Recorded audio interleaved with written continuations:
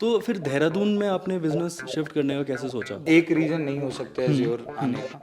अपने भाइयों की तरफ से ये पूछना चाहता हूँ कि आप लोगों को स्ट्रैग एंट्री से क्या प्रॉब्लम है? तो देहरादून में कैसा चल रहा है आपका एक्सपीरियंस? आपको क्राउड कैसा लग रहा है यहाँ का? देहरादून का एक्सपीरियंस मुझे दिल्ली से ज़्यादा बेटर लग रहा है। ओह, तो उसने बोला कि जो यहाँ के ओनर हैं उद्देश्य, वो मेरे भाई हैं। मैं नाइट लाइफ को चेंज करने के लिए ना देहरादून में बहुत ज़रूरत है। देहरादून की नाइट लाइफ में बहुत चेंज आ गया है। पहले यहाँ पर 8-9 बजे तक सड़कें खाली हो जाया करती थी और अब आपको 11-12 बजे तक भी सड़कों पे गाड़ियाँ दिखेंगी। इसका एक रीज़न ये भी है कि यहाँ पर बहुत सारे क्लब्स और बार्स खुल गए हैं, जिनमें से एक है एज्योर द स्काई बार, जिसके एक पार्टनर उद्देश्य बब्बर से आज हम बात करेंगे और जानेंगे कि उनको देहरादून की नाइट लाइफ, यहाँ के क्राउड के बारे में क्या लगता है, और उनसे ये भी जानेंगे कि उन्होंने अपना बिजनेस दिल्ली से देहरादून किस वजह से शिफ्ट किया। तो देखते रहिए।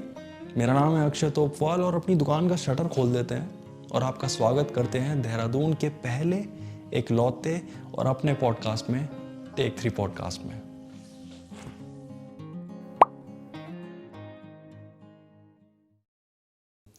उद्देश्य बब्बर जी, कैसे हो आप? बस बढ़िया, thank you for calling me. ये देहरादून का पहला पॉडकास्ट है, टेक 3 पॉडकास्ट। कैसा लग रहा है आपको? कैसा फील कर रहे हो? बहुत अच्छा लग रहा है। मैं सुपर एक्साइटेड भी था, थोड़ा नर्वस भी था पर ठीक है, अच्छा। Good good. तो मैं सबको एक बार बता दूं, उद्देश्य पार्टनर हैं एज्योर स्काई बार में। देहरादून में एक बार है और बहुत अमेजिंग बार है। अगर आप लोग नहीं गए हो तो प्लीज़ जाओ, बहुत अमेजिंग वाइब है, बहुत अमेजिंग एम्बियंस है, तो प्लीज़ एक बार जाके ज़रूर देखो।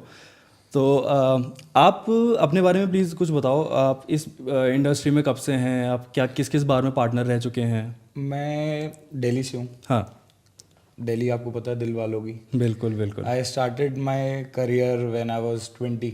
हाँ तो मैं एक होटल में पहले था एसोसिएटेड विद सेल्स। हाँ। तो वहाँ से हॉस्पिटैलिटी का जितना मेरे को आता गया, जितना मैं सीखता गया, तो फिर उसके बाद मैं रेस्टोरेंट लाइन में आ गया। ओके। फिर मैं रेस्टोरेंट लाइन में नाइट क्लब्स के साथ एसोसिएटेड रहा as a PR with many clubs. फिर उसके बाद मैं धीरे धीरे एक छोटा कैफे खोला बाय द नेम ऑफ घर, राजौरी में। फिर एक और, फिर एक और, फिर ऐसे चलता गया। ओके। और उसके बाद जो मेरा मोटिव रहा दिल्ली के अंदर, वो जो भी खोलना था ना, उसमें एक एक्सपीरियंस क्रिएट करना था। चाहे वो खाने का था, नाइट लाइफ का था, चाहे उसका मोटिव एम्बियंस को ले लो आप, वो ओवरऑल एक्सपीरियंस की वजह से मैं ये करा कि मैं अब दिल्ली से निकल के अब धीरे धीरे कहीं और जाऊं। तो मतलब आप जो भी जगह में हो, लोग आए और वापस आते रहे वहाँ पे? वापस आते रहे, रेगुलर रहे। रेगुलर रहे। ये ठीक। तो फिर देहरादून में आपने बिजनेस शिफ्ट करने का कैसे सोचा? देहरादून में मैं एक तो पहाड़ों का बहुत ज़्यादा क्रेजी था। हाँ। जब से दिल्ली से, आपको पता है, सारे दिल्ली वाले बिल्कुल, छुट्टी मिले और पहाड़ पे दौड़ जाना। बिल्कुल। तो पहाड़ों में मुझे शुरू से क्रेजी रहा। और मेरा एक शुरू से था कि एक नाइट लाइफ क्रिएट करना और एक अच्छा खाना, जो एक पहाड़ों में एम्बियंस फूड देना। तो देहरादून मुझे एक ऐसी जगह लगी जहाँ पर थे रेस्टोरेंट्स बार, पर ठीक है, थोड़ा से कम थे। तो एक वाइब क्रिएट करने के लिए और अच्छा कुछ जगह होती है जो अच्छी होती है, मजा आता है, बट खाना में कमी रह जाती है कभी कभी। हाँ, बिकॉज और खाना बहुत इंपॉर्टेंट होता है। हाँ, बहुत मेजर पार्ट होता है, जिससे इंसान रेस्टोरेंट बार बार आता है। वही वो टेस्ट बार बार याद आता है ना, बार बार याद आता है। तो देहरादून में कैसा चल रहा है आपका एक्सपीरियंस? आपको क्राउड कैसा लग रहा है यहाँ का? देहरादून का एक्सपीरियंस मुझे दिल्ली से ज़्यादा बेटर लग रहा है। ओह, यहाँ जो वाइब, जो लोग, ब्रिलियंट, एक्सीलेंट। और यहाँ पर जो हम करना चाह रहे हैं ना, एक्सपीरियंस क्रिएट करना चाह रहा, धीरे धीरे उनकी बैंड्स, डीजे दिल्ली के, मुंबई के, साथ में खाने की नई नई चीज़ें, ओके, वो देहरादून वालों को देना चाह रहे हैं। और देहरादून का एक्सपीरियंस बहुत अच्छा जा रहा है, बहुत अच्छा है। ज़ोर भी अच्छा पिक कर चुका है। हाँ, काफ़ी अच्छा क्राउड आता है। अब हमें मेरे ख्याल से 7-8 मंथ्स हो गए हैं। ओह हाँ। और 1 ईयर अब कंप्लीट कर लेंगे हम। तो उस हिसाब से रिस्पॉन्स बहुत अच्छा है एज्योर का। तो मैं आपको एक चीज़ बताता हूँ। मैं बचपन से ही देहरादून में हूँ। तो पहले क्या होता था, यहाँ पे 8 बजे 9 बजे सब शांति, ठीक है, सब बंद, कुछ नहीं चल रहा है। बट अभी कोरोना के बाद ही एकदम से पता नहीं क्या हुआ, नाइट लाइफ एकदम फुल एकदम चल रही है। तो आपको क्या लगता है ये चेंज क्यों आ रहा है? बाहर से लोग आ रहे हैं यहाँ पे इसलिए हो रहा है, या क्यों, क्या लगता है? मुझे लग रहा है एज्योर खुलने के बाद से हो रहा है। नहीं, जब मैं देहरादून आया था तो मैं खाने की जगह देख रहा था, तो वहाँ 8-9 बजे ना सब बंद हो रहा था। उसके बाद फिर मैं 1-2 पब्स भी गया जहाँ मुझे लगा हाँ है, जहाँ लोगों को बहुत जरूरत है, जो लोग जाना चाह रहे हैं। क्योंकि आप देखो देहरादून वालों को भी वीकेंड मिलता है, वो दिल्ली चले जाते हैं या चंडीगढ़ चले जाते हैं, वहाँ उनको नाइट लाइफ। अब यहाँ 8-9 बजे के बाद ना बहुत सारे कल्चर है जो दिल्ली से देहरादून से सारे लोग इकट्ठे होके ना पार्टी के मोड पे है। आप ये देखो, जो लोग चाहते हैं कि हाँ उन्हें पार्टी करने को मिले 12-1 बजे तक, जो अभी भी देहरादून थोड़ा सा है, बट हाँ बहुत जरूरत है देहरादून को एक 10-11 और कोविड के बाद से तो और ज्यादा लोगों का, क्योंकि घर बैठे बैठे ना वो थक चुके थे, अब उन्हें बाहर निकलना है और रुक ही नहीं रहे अब तो बिल्कुल नहीं रुके ज्यादा ही हो गया अब। ये है। तो यहाँ की जो नाइट लाइफ है आपको कैसा लगता है, मतलब आपको चेंज करना चाहते हो उसको लेके या क्या सोचते हो? नाइट लाइफ को चेंज करने के लिए ना देहरादून में बहुत जरूरत है। अब देखो आप धीरे धीरे कैफेज रेस्टोरेंट्स बहुत ज्यादा ओपन हो रहे हैं और लोगों को जरूरत भी है। और चेंज करने की बात रही तो उसके लिए हम एज्योर के अंदर धीरे धीरे अब हम एक फूड मेन्यू दोबारा लॉन्च कर रहे हैं जिसमें 30 टाइप ऑफ डिशेज है। ओके। और अब चाह रहे कि लोग ना हम धीरे धीरे आए एज्योर तो वो बोर ना हो, उन्हें कुछ ना कुछ मिलता रहे। अगर वो आ रहे हैं तो उन्हें कोई बैंड मिल रहा है नया, डीजे मिल रहा है बाहर के अच्छे, इंटरनेशनल डीजेस मिल रहे हैं, और खाने की भी वैरायटी एकदम बढ़ रही है, वास्ट कर रहे हैं उनकी, जिससे उनको अच्छा एक्सपीरियंस लगे एज्योर आके। और नाइट लाइफ धीरे धीरे अब खुद ही चेंज हो जाएगी कि जिस हिसाब से देहरादून की जनता भी बढ़ रही है। आप देखो कि अब क्या पहले क्या लोग थे और अब कितनी पॉपुलेशन बढ़ रही है, तो अपने आप ही चेंज होगी वो। नाइस। नहीं बट मैंने जो एज्योर में अलग चीज़ देखी है वो ये कि आप बहुत डिफरेंट टाइप के आर्टिस्ट को बुलाते हो।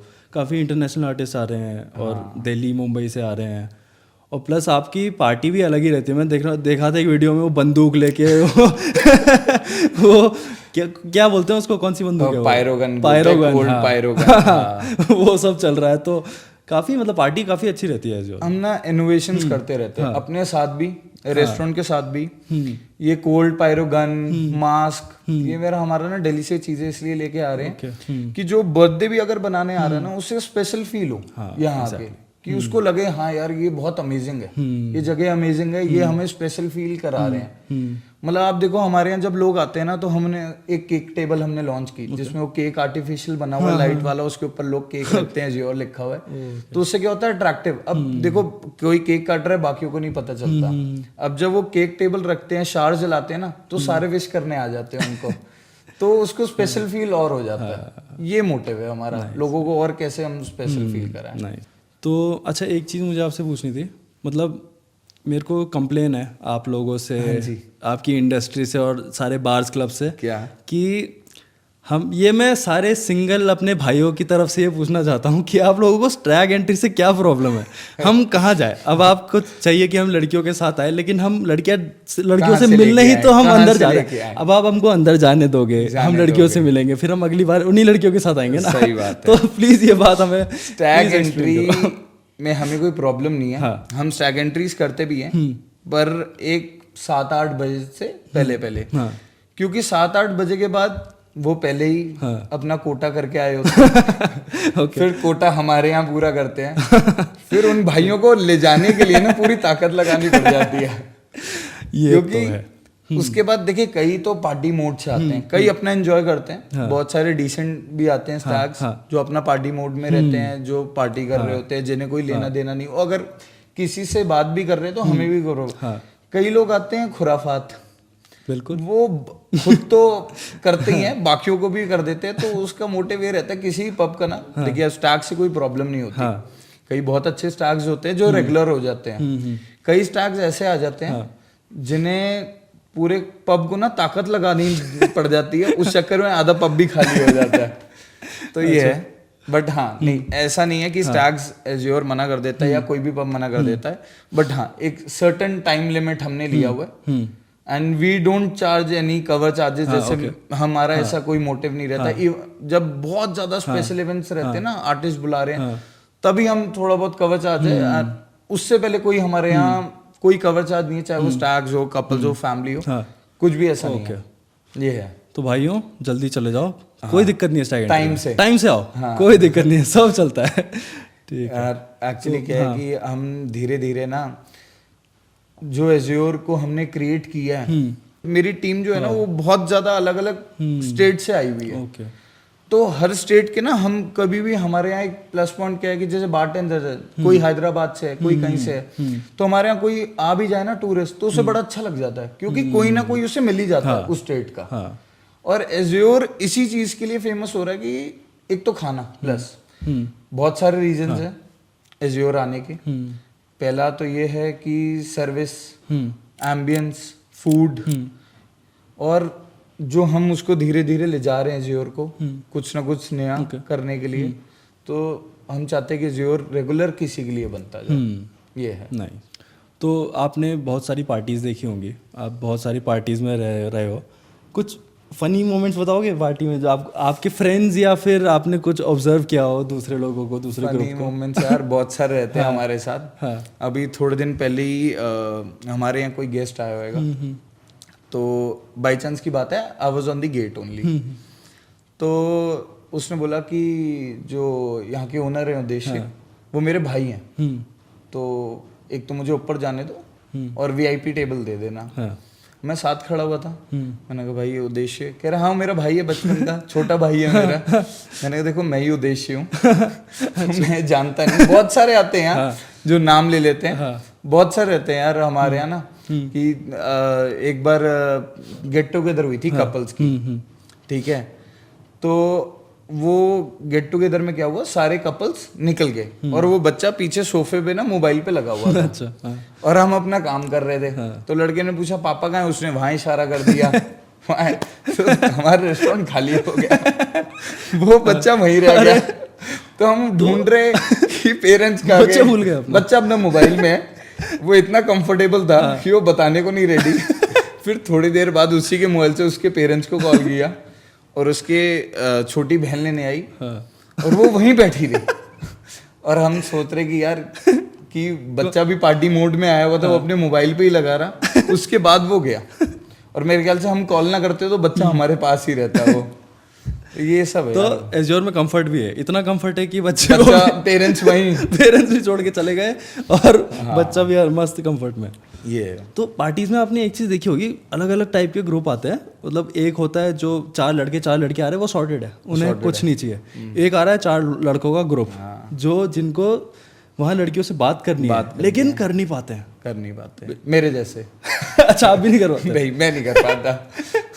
पर आपको तो काम भी करना है ना, मतलब नहीं हाँ मेरा काम है, मैं बस उतना ही रहता हूँ जहाँ तक एक रेस्टोरेंट का वो रहे कि पूछ लिया कि how is the food and service everything, बस यहीं तक एक रहता है मेरा। मेरा दोस्त तो ऐसा है कि एक बार एक लड़की थी तो कहता है यार अच्छी है, मेरे को बात करना है। मैं तो कर ले भाई, क्या दिक्कत है, पर फिर उसको बात भी नहीं करनी है, वो हिम्मत भी नहीं आ रही है अंदर से। कितने भी पैक पी लिए हैं, टुन हो गया, लेकिन वो हिम्मत नहीं आ रही है उसको अंदर से। तो मैंने ना उसको बहुत सिंपल सी एक ट्रिक बताई थी। मैंने कहा देखो एक ना 5 सेकंड का रूल है, अपने दिमाग में सेट कर लो कि अगर कोई पसंद आया है तो अपने आप को 5 सेकंड दो, ठीक है। अगर तुम्हें जाना है तो उस 5 सेकंड में चले जाओ, और अगर 5 सेकंड हो गए तो रुक जाओ और फिर सोचो भी मत उस बारे में। क्योंकि क्या होता है ना, अगर आप वरना सोचते ही रह जाओगे कि मेरे को बात करनी है और एंजॉय भी नहीं कर पाते हो पार्टी। तो मैंने उसको ये बोला कि तू 5 सेकंड दे अपने आप को, और अगर उसने किया 5 सेकंड नहीं किया ना, वही तो दिक्कत है। वो मैं वैसे भी नहीं कर सकता ना, मेरी बीवी मुझे मारेगी। अरे शादीशुदा है। ओके। नहीं देखो मैं ऐसी इंडस्ट्री में हूँ ना कि जहाँ पर मेरे लिए एवरीवन इज इम्पोर्टेंट, चाहे वो किसी भी कैटेगरी का आ रहा हो, किसी भी एज ग्रुप का आ रहा हो। मेरा फोकस ही, मोटिव ही ये रहता है कि भाई एक पर्सनल अटेंशन, इवन अगर मैं नहीं हूँ, even my partners are there, mister Anil and Kushagra, वो तब भी पर्सनल अटेंशन ना आपको मिलेगी ही मिलेगी। ऐसा नहीं होगा कि आपकी नहीं है। उसमें से बस ये रहता है कि यार लड़के हो लड़कियां हो तो हम सबको कैरी करते हैं, जितने भी हो ना। जितना ज्यादा हम किसी को इम्पोर्टेंस देंगे उतना ज्यादा ही वो कंफर्टेबल और वो दोबारा आएगा। ये रहता है, ये तो है। उसके बाद द रेस्ट टीम है। हाँ, प्लस वो जो आपके वेटर्स भी है ना, उनसे भी काफी फर्क पड़ता है कि वो किस तरह से सबको हैंडल कर रहे हैं, और काफी सारे एक्सपीरियंस है। सर्वर्स हमारे जितना भी हमारी सर्विस टीम है, किचन टीम है, even I am my head chef, अगर किसी को कोई प्रॉब्लम आ भी रही है तो वो खुद जाएगा खाने की। तो वी हैव अ रूल कि अगर खाने की प्रॉब्लम है तो हमारा हेड शेफ जाएगा, सर्विस की प्रॉब्लम है ये है, म्यूजिक की है तो म्यूजिक में हमारा डीजे है, वी लिसन कि हमें क्या प्ले करना है क्या है, तो उसके लिए हमने सारी चीज़ें पूरी ध्यान से रखी हुई हैं। पर्सनली खुद मैं इतने सालों से दिल्ली से इधर उधर आ गया, देहरादून आया हूँ, तो ये है। ओके अच्छा, अगर जैसे आपके एजोर में पार्टी चल रही है और सब अच्छा माहौल है, अच्छी वाइब चल रही है, कुछ लोग होते हैं जो खुराफाती होते हैं, प्रॉब्लम क्रिएट करते हैं, तो आप लोग वो चीज़ कैसे डील करते हो? तो ये उसके लिए ना पर्सनली हम पहले सबसे पहले मैनेजर भेजते हैं, we don't send bouncers. Okay, हमारी बाउंसर्स का एक ही है कि वो नीचे ही जो खुराफात हो कम से कम हो जाए, अगर ऊपर कोई कर रहा है तो बाउंसर्स नहीं भेजते, we send our manager. Okay, उसको पेशेंटली, वो नहीं समझ रहा उसके दोस्त को समझा देंगे कि देखिए आपकी वजह से दूसरे को प्रॉब्लम हो रही है, या तो आप रह रहे हो तो आप अपने में एंजॉय करो, नहीं तो आप अपना बिल करके आप जा सकते हो। दिस इज द, मतलब मैं कहता हूँ ना सबसे इजीएस्ट वे कि प्यार से किसी को ना हो, तो इसलिए हम वैसे ही करते। तो अच्छा, आप और बार्स में भी जाते होंगे? और बार्स में तो आपके कुछ ऐसे टॉप 3 हैं जो आपको लगता है कि बहुत अच्छे हैं? बार्स में ना मैं बस एक ही बार में स्टार्टिंग में, जब when I was starting azure, मैं जीआईपी में ही गया था, जहाँ मुझे देहरादून से लगा था कि हाँ यहाँ वाइब है और यहाँ लोग आ रहे हैं, और मेरे ख्याल से सबसे पुराना बार भी मैं मेरे हिसाब से वो है। अच्छा, तो जीआईपी मैं कह सकता हूँ जहाँ मैं गया था। बस आजकल बहुत सारे हैं, बहुत सारे। स्लैग रेनी है जहाँ हो रहा है, और कैटमैन्स है, ये सब फेमस बार है जहाँ मैंने सुना हुआ है। ये है। ओके, तो अच्छा, मैंने सुना है आप रेस्टोरेंट कंसल्टेंट भी है? हाँ बिल्कुल। तो आप किसी को एडवाइस देना चाहेंगे अगर जो इस बिजनेस में आना चाहता है या कुछ स्टार्ट करना चाहता है, अपना बिगिनर ही है, उसको ज़्यादा पता नहीं है इस बारे में? पहली बात तो मैं ये कहता हूँ कि कोई भी रेस्टोरेंट अपना स्टार्ट करना चाहता है तो उसको एक पैशन चाहिए इस लाइन के लिए ना, वैसे भी किसी भी लाइन के लिए पैशन होना चाहिए, और खोल सकते हैं, बहुत सारे हैं। अब जिस हिसाब से देहरादून बढ़ रहा है, जिस हिसाब से अच्छे खाने के लिए तो लोगों को जगह खोलनी चाहिए, और खोल सकते हैं, अच्छी बात है। हमारी लाइन में और आ रहे हैं रेस्टोरेंट और आ रहे हैं, हाँ अच्छी लाइन है मेरे हिसाब से। हाँ, ओके। तो मतलब वो, पर अगर उन्हें स्टार्ट करना है तो वो पहला स्टेप क्या होना चाहिए उनका? एक पहला स्टेप उनका होना चाहिए location. Okay, location matters a lot, जहाँ उनके फुटफॉल, वॉक इन फुटफॉल अच्छी मिले। फिर किस हिसाब से वो खोलना चाह रहे हैं, एक टेक अवे आउटलेट खोल रहे हैं या रेस्टोरेंट खोल रहे हैं, लाउंज खोल रहे हैं, बहुत सारी चीज़ें हैं जो उनको कैटर पहली लोकेशन करती है, देन उनके शेफ करते हैं, उसके बाद उनका सर्विस एंड एवरीथिंग कैटर करती है। ये ओके। तो एज्योर को कितने टाइम हो गया अभी? एज्योर को 8 मंथ्स हो जाएंगे। 8 मंथ्स हो गए, और 19th दिसंबर को हमें 1 ईयर हो जाएगा। ओके। तो जो लोग अभी तक एज्योर नहीं आए हैं, आप उनको क्या बताना चाहेंगे एज्योर के बारे में कि वो आए, एक बार देखें आके? एज्योर के लिए देखिए मैं बताता हूँ कि एक रीज़न नहीं हो सकता एज्योर आने का, there are a lot of reasons to come Azure. First is service, second food, location, ambience, safety, vibe, artist, बहुत सारे रीजन आने के, ये है। Nice nice, okay. So thank you Uddeshya भाई, वेलकम। बहुत अच्छा लगा आपसे बात करके, और अच्छा लगा। आपका जो बार है, जो सर्विस है, मेरे को पर्सनली बहुत अच्छी लगती है। मैं एक बार आया था वहाँ पे, और वो जो स्काई आपका रूफ टॉप है वो बहुत अमेजिंग है, वो वैसी वाइब मेरे को कहीं नहीं मिली। Thank you so much. या तो मैं बहुत आपको दोबारा मिलूंगा वहाँ। बिल्कुल। अब मेरा स्टैग एंट्री का सब सॉर्टेड हो गया, बिल्कुल सॉर्टेड हो गया, मेरे को डिस्काउंट कूपन भी मिल रहे हैं, बिल्कुल मिल रहे हैं, गेस्ट लिस्ट में मेरा नाम आ रहा है, सब बिल्कुल आ रहे हैं। चलो अपना सेट हो गया। ठीक है, ओके। सो आप बहुत अच्छा काम कर रहे हो, आप लोग, आपकी पूरी टीम बहुत अमेजिंग काम कर रहे हो, और आपका क्राउड भी अच्छा आ रहा है, तो उसके लिए कॉन्ग्रेचुलेशंस। थैंक यू सो और ऐसे ही आप बढ़ते रहो। Thank you thank you thank you. So thank you so much for coming. आपको मज़ा आया? मेरे को बहुत मज़ा आया, मैं बता रहा हूँ ना, सुपर एक्साइटेड था, नर्वस था, बट जब मैं आपसे बात करने लगा ना, मुझे ऐसा लगा नहीं कि मैं पहली बार मिल रहा हूँ आपसे, बट हाँ thank you so much. You welcome man, okay, thank you for coming. Welcome. तो यार, जैसा कि आपने देखा और सुना, देहरादून में लॉकडाउन हटते ही लोगों ने इतनी पार्टियां करी कि अब ये इस शहर का एक लाइफस्टाइल हो गया है, और इसी लाइफस्टाइल को देखते हुए उद्देश्य ने एज्योर द स्काई बार की शुरुआत करी। तो अगर आपको पार्टी का शौक है तो एज्योर जाओ, इंजॉय करो, फन करो, लेकिन किसी को परेशान मत करो। अपने काम से मतलब रखो और फिर एक अच्छे इंसान की तरह घर जाके सो जाओ। हमारी दुकान में आने के लिए शुक्रिया। आई होप आपको हमारी सर्विस अच्छी लगी हो। इस वीडियो को प्लीज़ लाइक करें, शेयर करें, कुछ बात कहनी हो तो कमेंट में लिख दें, और यार साथ बनाए रखने के लिए ना प्लीज़ हमारे चैनल को सब्सक्राइब ज़रूर करें। तो मिलते हैं एक नए गेस्ट के साथ, एक नई कहानी, एक नए टॉपिक के साथ on the next episode of tech 3 podcast.